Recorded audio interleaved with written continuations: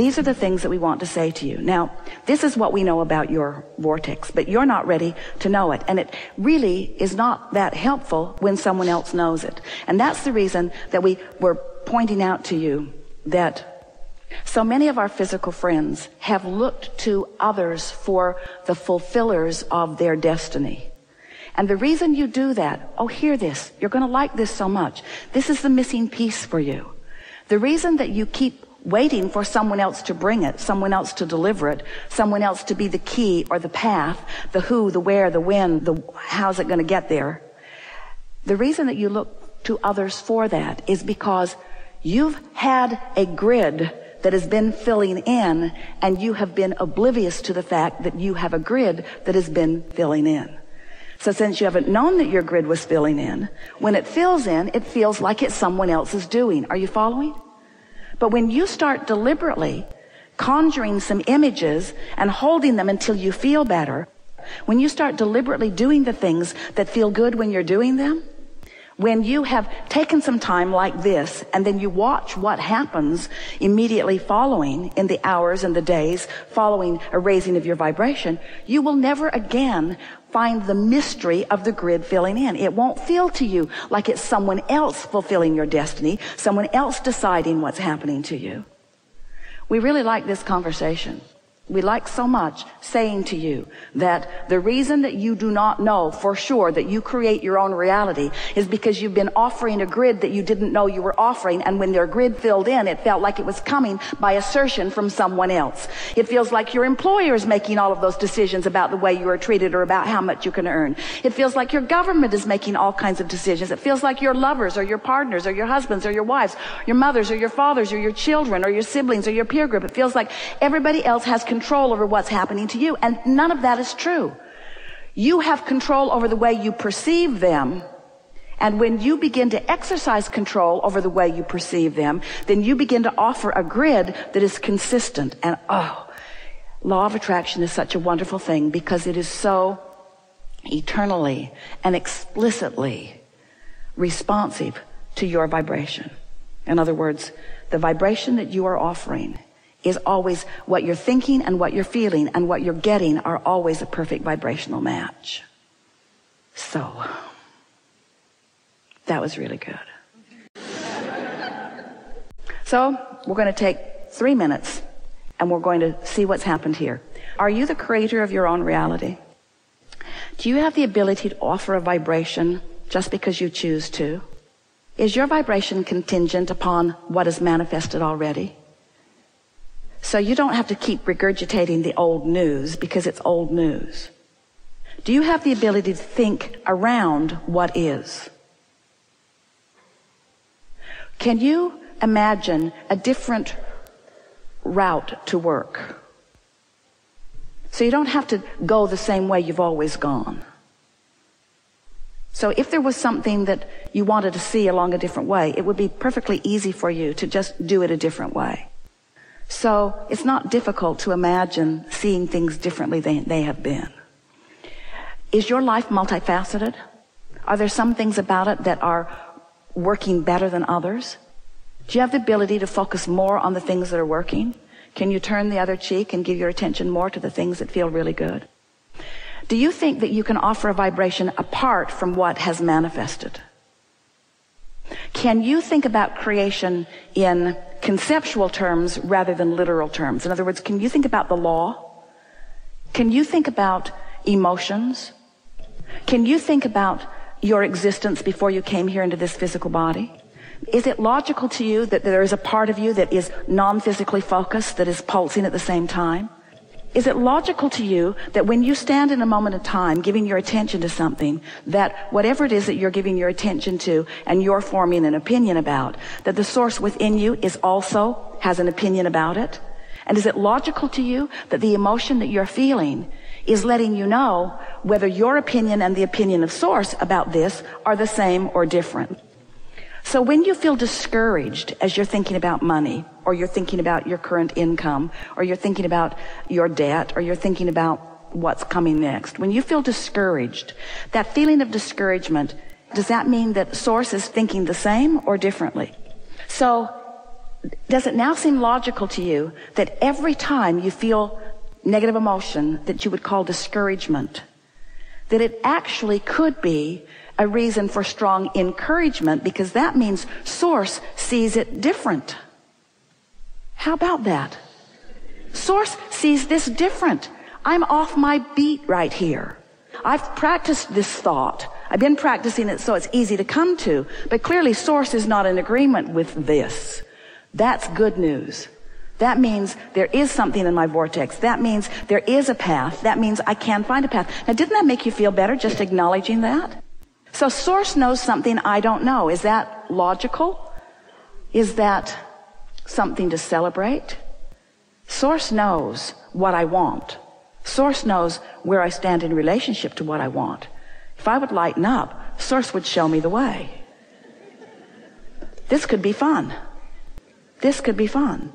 And what we really want you to understand is that you think that you want to just go directly to what you want, and then in the no longer having the absence of it, in the living of the presence of it, that then you'd feel really good. But we want to say to you, and we want you to hear it while it's hard to hear, but we want you to hear it because it's the best part. It's what you came for. It's the journey from where you are to where you want to be that it's all about. Once you get there, it's really exciting for about that long. I'm on my way, I'm on my way, I'm on my way, I'm on my way, I'm there. Now what? Now what? Now what? So you're not ever going to get it done. There's always going to be something more that you want. There's always going to be something more. And we want you, let's just take a minute, because this was such an important realization for many of you. The very negative emotion that you think you don't want is glorious guidance that lets you know the power with which you do want. And even more important, the power of that which you have already become. Oh, if you sort of don't want that and sort of want that, when it comes, it feels sort of good. If you really don't want that, and you really do want that, and you really want it, and you really want it, and you really want it, when you finally stop doing that thing you do and you allow it to come, it feels so good. But even more important, it feels good as you are moving in the direction of it, you see. You didn't say, I'll go forth and I'll think a thought and it'll be, boom. If that were the case, this would be a seminar on de-manifestation. 468 cars, Abraham. It's getting a little annoying. I have so many houses, I have no idea where I should spend my time. And my lovers are piling up.